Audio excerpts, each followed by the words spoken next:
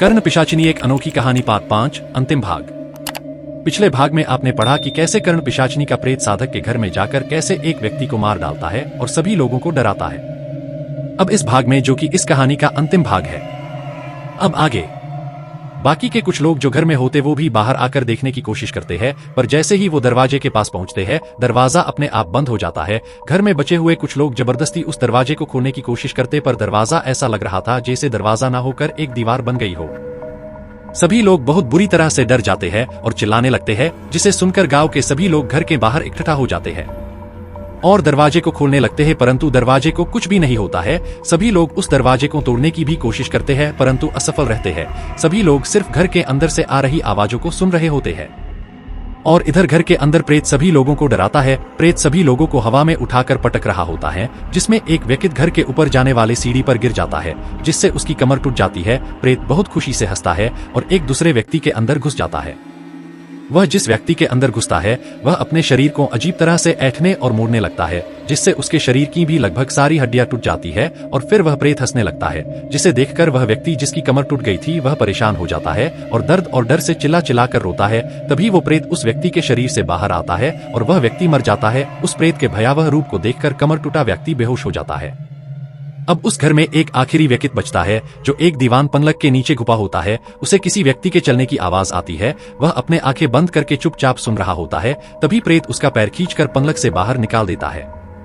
व्यक्ति चिल्लाता है, चिखता है, परंतु कोई भी व्यक्ति उसकी मदद के लिए नहीं आ पाता। व्यक्ति बहुत बुरी तरफ से रोता है और प्रेत से आग्रह करता है कि वह उसे छोड़ दे। तभी उसे अपने कानों में कुछ फुसफुसाने की आवाज आती है। व्यक्ति अपने दोनों हाथों से कान को बंद कर देता है ताकि उसे वह आवाज सुनाई ना दे, परंतु वह आवाज अधिक तीव्रता से बढ़ती है और व्यक्ति के कानों में चुभने लगती है। व्यक्ति के कानों से खून बहने लगता है और उसके मस्तिष्क में बहुत दर्द शुरू हो जाता है, जैसे कोई उसके सिर में कोई कील को चुभा रहा हो। व्यक्ति अपने पैरों को जमीन पर पटकता है, परंतु उसे दर्द से राहत नहीं मिलती।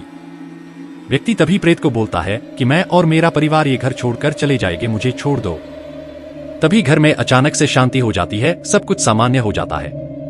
व्यक्ति रोता हुआ घर के दरवाजे के पास जाता है और उसे खोलने की कोशिश करता है, परंतु जैसे ही वह दरवाजे को छूता है एक अदृश्य शक्ति उसके पैरों को खींचते हुए उसे हवा में उल्टा लटकाकर घर के ऊपर के मंजिल के कमरे में लेकर जाता है और खिड़की के पास छोड़ देता है। तभी खिड़की खुलती है और व्यक्ति बाहर देखकर चिल्लाने लगता है और मदद के लिए रोते हुए आवाज लगाता है। सभी घर के बाहर खड़े लोग उसे देखते हैं और सभी चिल्लाने लगते हैं, क्योंकि उसके पीछे एक भयानक साया खड़ा होता है। यह दृश्य देखकर सभी बाहर खड़े लोगों में डर का माहौल बन जाता है।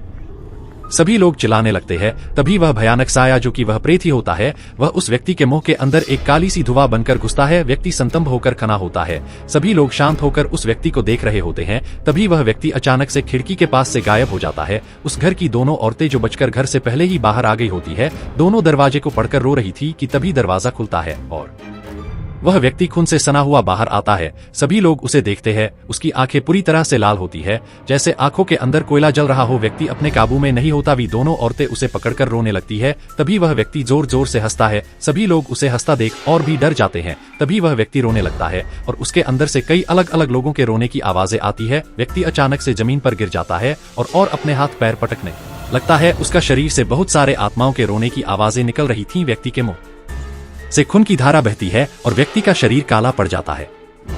कुछ समय के बाद व्यक्ति का शरीर एक अकड़ने लगता है और व्यक्ति खामोश पड़ जाता है। सभी लोग उसके पास आते हैं और उसे छूकर उठाने की कोशिश करते हैं, परंतु व्यक्ति के कोई जवाब ना देने के बाद लोग समझ जाते हैं कि व्यक्ति की मृत्यु हो गई है। तभी उस व्यक्ति के मुंह से काला सा धुआं निकलता है और हवा में गायब हो जाता है। सभी लोग डर कर सारा नजारा देख रहे होते हैं, परंतु किसी की भी हिम्मत उसके पास जाने की नहीं होती। उस घर की दोनों महिलाएं रो रो कर बेहोश हो जाती है। तभी भीड़ में से एक व्यक्ति, जो कि उस गांव पुजारी होता है, वह आकर उन औरतों को उठाते हैं और कहते हैं कि आप दोनों इस घर को छोड़कर चले जाओ, यह घर श्रापित हो चुका है, अब यहाँ नहीं रहा जा सकता। सभी लोग सुबह का इंतजार कर रहे थे और कुछ समय बाद सुबह हो जाती है। सुबह होते ही ये खबर दूर दूर तक के गांव में फैल जाती है कि कुछ लोग प्रेत के हाथों मारे गए हैं। सुबह साधक अपने घर पर आते हैं और ये सब नजारा देखकर सारा विवरण समक्ष जाते हैं कि कर्ण पिशाचिनी क्या क्या कर सकती हैं। साधक को देखकर लोग उन्हें सारी घटना को बताते हैं। साधक उन औरतों के पास जाते हैं और उन्हें अपने किसी रिश्तेदार को बुलाकर सभी शवों का अंतिम संस्कार करवाने के लिए बोलते हैं। सभी गांव के लोग उन मृत शरीर को घर से बाहर निकालकर उनके अंतिम संस्कार के कार्य में जुट जाते हैं। साधक भी शवों के अंतिम संस्कार में मदद करते हैं और शमशान भूमि में शवों को सारी प्रक्रिया के द्वारा उनका अंतिम संस्कार करवा देते हैं। अंतिम संस्कार के बाद सभी लोग अपने अपने घर चले जाते हैं। साधक भी अपने घर वापस आते हैं और उन औरतों को रोता देखकर उन्हें कुछ दिन रुककर वहां से जाने के लिए बोल देते हैं। तभी वहां उन औरतों के कुछ रिश्तेदार वहां आते जिसे उन्हीं का कोई नौकर लेकर आया होता है। वह औरतें रोते हुए रिश्तेदारों को सारी घटना बताती हैं। सभी लोग सुनकर डर जाते हैं तथा उन औरतों को अपना सामान लेकर चलने को कहते हैं। औरतें रोते हुए अंदर जाती हैं और थोड़ी देर बाद अपना सामान लेकर बाहर आती हैं और घर को बंद करने लगती हैं। तभी साधक उन्हें रोक देते हैं और दरवाजे को धक्का मारकर खोल देते हैं। सभी लोग उन्हें देखते हैं। तभी साधक कहते हैं, ये मेरा घर है, यह तभी बंद होगा जब मेरी इच्छा होगी। यह बात सुनकर एक रिश्तेदार साधक से पूछता है कि आप कौन हैं? तो साधक उनसे कहता है कि यह घर मेरा है, जिसे इन लोगों ने जबरदस्ती कब्जा लिया है, इसलिए इन्हें आज इन परिस्थितियों से गुजरना पड़ रहा है। अगर ये लोग मेरी बात मानकर इस घर को खाली कर देते तो आज ये सब नहीं होता। यह बात सुनकर वो व्यक्ति उनसे माफी मांगता है और उन औरतों को लेकर वहां से चले जाते हैं। सभी लोगों के जाने के बाद कुछ लोग साधक के पास आते हैं और उन्हें उस घर में रहने से मना करते हैं, परंतु साधक उन लोगों से कहते हैं कि मुझे कोई भी कुछ हानि नहीं पहुंचा सकता। और साधक घर के अंदर जाकर पूरे घर को देखते हैं। घर काफी अच्छा होता है। तभी वो कर्ण पिशाचनी साधक के पास आती हैं और अपने शक्तियों से पूरे घर के दरवाजे और खिड़कियों को बंद कर देती हैं और साधक से कहती हैं, मैंने तुम्हारी इच्छा को पूरा किया है, तुम मेरी इच्छा को पूरी करो। साधक कर्ण पिशाचनी से पूछते हैं कि क्या है तुम्हारी इच्छा? कर्ण पिशाचनी कहती है, मेरी इच्छा तुम्हारे साथ तीव्र संभोग करने की हो रही है। और वह साधक के शरीर से चिपक जाती है और अपनी बड़ी सी जीभ निकालकर साधक को चाटने लगती है और साधक को पूरी तरह से नग्न कर देती है और खुद भी नग्न होकर साधक के साथ तीव्र काम क्रीड़ा करती है। अब साधक भी कर्ण पिशाचनी के आदी हो जाते हैं और कर्ण पिशाचनी साधक के साथ उस घर में रहती हैं, परंतु वो सिर्फ साधक को ही दिखाई देती है। साधक के अलावा कर्ण पिशाचनी को कोई भी नहीं देख पाया।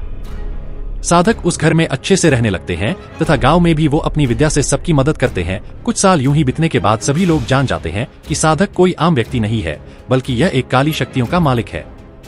लोगों का कहना था कि साधक अपने घर में किसी से बातचीत करते हैं, परंतु उन्हें उनके घर में साधक के अलावा कोई भी नहीं दिखाई देता था।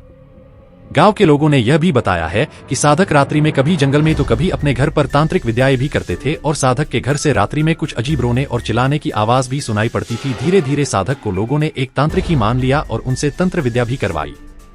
परंतु लोगों का कहना है कि वह एक रात कोई अनुष्ठान कर रहे थे, जिसके बाद वह अपने ही घर से रहस्यमयी रूप से गायब हो गए और आज तक नहीं मिले। आज भी वह घर भोपाल में खंडर के रूप में है, जिसके अंदर जाने पर लोगों को कुछ नकारात्मक ऊर्जा का एहसास होता है और घर में बहुत सारी चीजें जैसे मटके, साधना और हवन सामग्री मिलती है।